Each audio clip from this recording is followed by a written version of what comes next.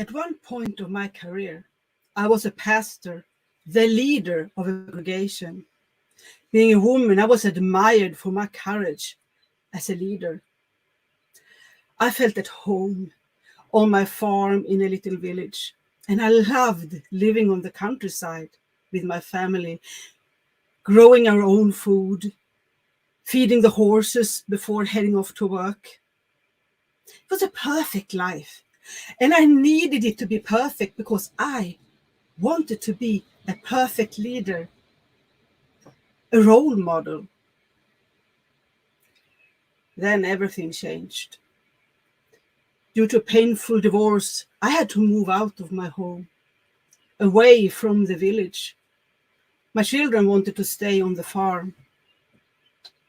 Friends and families disappeared, and I was left more and more isolated.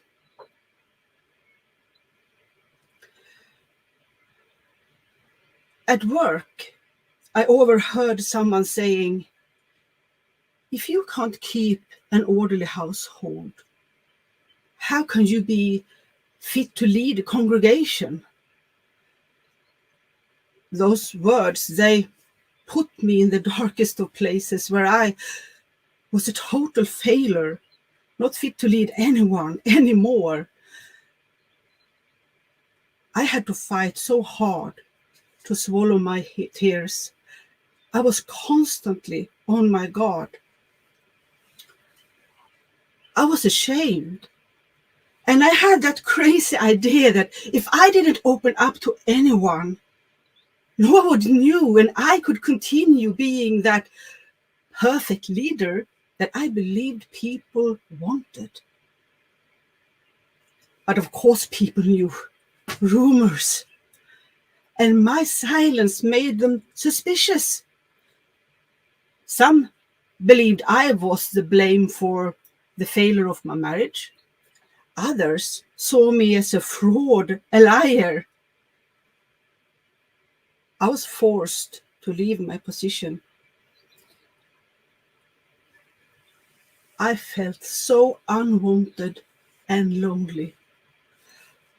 Standing at midnight on my balcony on the 10th floor, a big black hole of emptiness overwhelmed me, and I was so tempted to take that step into nothingness. But I couldn't find the courage, even for that. Instead, I ate myself through 23 pints of Ben & Jerry's before, luckily, new friends showed up. Friends that wanted to be there for me. They were not at all perfect. They had scars. They had struggles of their own. But they understood. They knew how hard a divorce can be. What it was like to lose your job.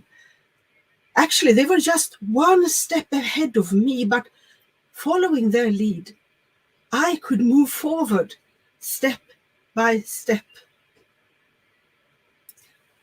Things got better and better. A new kind of life started to be possible. I could see it, touch it.